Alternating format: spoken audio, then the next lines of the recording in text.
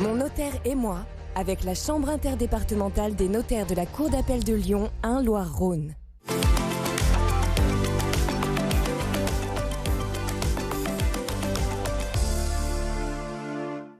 Bonjour à tous, c'est Jean, j'espère que vous allez bien. Bienvenue dans ce nouveau numéro de Mon notaire et moi. Vous le savez, c'est votre rendez-vous privilégié avec la Chambre des notaires.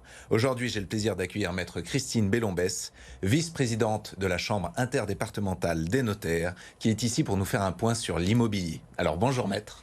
Bonjour Jean. Alors on sait qu'il y a eu beaucoup de changements ces dernières années en immobilier. Est-ce que vous pouvez nous les présenter en quelques chiffres et notamment sur les volumes ? Les volumes sont effectivement les volumes des transactions, les volumes de vente que nous avons chez les notaires. On a remarqué, effectivement, on a observé en 2022 une baisse de 7% des volumes et l'année dernière, l'année 2023, une baisse de 26%, donc qui est importante, on peut le dire. Alors est-ce que ça s'est accompagné par de fortes variations sur les prix ? Parce que c'est souvent la question qu'on peut se poser. Alors effectivement, on remarque toujours dans notre métier d'abord une baisse des volumes qui est suivie en général le plus souvent par une baisse des prix. La baisse des prix, elle est pour l'instant peu significative. On prend un exemple sur Lyon, l'année dernière, la baisse est à peu près 5%. Alors suivant les secteurs, qu'on parle d'appartements ou de maisons, la baisse est différente, mais elle n'est pas aussi significative que la baisse des volumes. C'est intéressant de parler de ça parce qu'effectivement on a des perceptions. Alors qui sont les acheteurs, qui sont les profils des acheteurs aujourd'hui et avec quel apport est-ce qu'on peut acheter ? Alors à Lyon, aujourd'hui, on peut dire que l'acquéreur type, si on peut dire ça comme ça, c'est un cadre supérieur qui a entre 30 et 40 ans. Et les apports ? Les apports, alors les banquiers, l'année dernière, effectivement, compte tenu de la hausse des taux et puis des difficultés liées donc à ce marché, ont demandé des apports personnels beaucoup plus importants. Donc évidemment, les primo-accédants ont été un petit peu pénalisés, mais à long terme, on espère que tout ça va se lisser. Bon. Alors pour basculer sur les perspectives 2024, on a eu la chance de réaliser un reportage lors de votre intervention à la journée du bâtiment et de la construction à Lyon. Début mars, une journée d'échanges et de conférences était organisée à Lyon par le Club de l'Ours et le Progrès à propos des enjeux en cours dans les secteurs de la construction, du bâtiment et de l'immobilier. Après une année 2023 marquée par la hausse des taux d'intérêt, autour de Maître Bellombès, notaire, différents experts ont échangé sur la thématique spécifique de l'immobilier à Lyon afin de faire le point sur les dernières tendances. 2024 est une année où les banques sont ouvertes. Elles souhaitent faire du crédit, elles souhaitent accompagner leurs clients dans leurs projets immobiliers.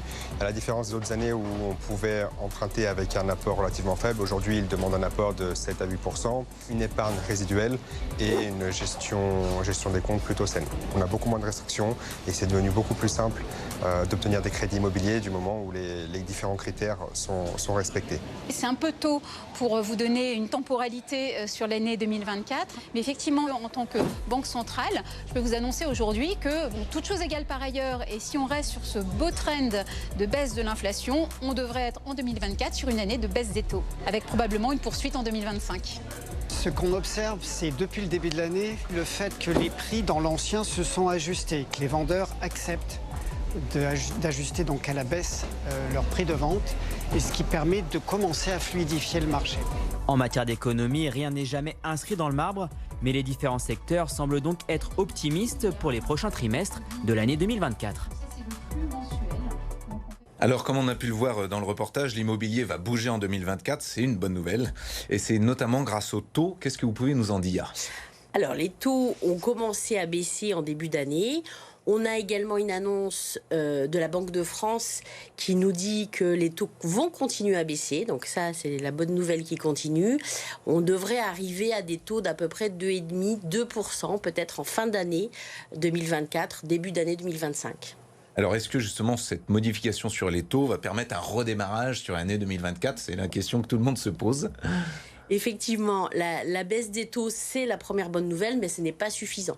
Il va falloir probablement que les prix continuent de baisser et de manière plus significative pour atteindre par exemple 10-15% pour qu'on puisse espérer vraiment un redémarrage de l'activité.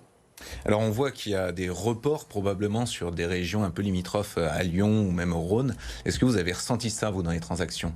Bien sûr, après le Covid, on a eu un effet d'engouement sur les maisons individuelles notamment, et on a vu nos acquéreurs partir par exemple sur des régions comme l'Ain, l'Isère, même la Saône-et-Loire dont les prix continuent d'augmenter.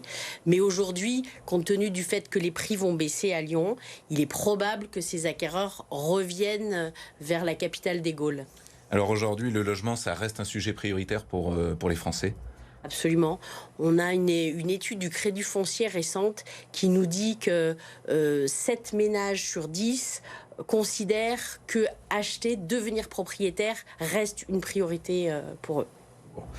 Faut aller voir son notaire pour acheter. Effectivement, c'est une question très pertinente. Il faut aller voir son notaire pour acheter, et le plus tôt possible. Très en amont dans l'acquisition, il faut aller le voir pour lui poser des questions. Par exemple, envisager un don pour se constituer un apport personnel, un prêt familial. Ça peut constituer quelque chose qui va peser dans le dossier de prêt notamment. Merci beaucoup, maître, pour cette présentation. Merci à vous d'avoir suivi cette émission. Et n'oubliez pas, on se retrouve dans un mois pour un nouveau numéro de Mon Notaire et moi. Et d'ici là, restez connectés sur BFM Lyon.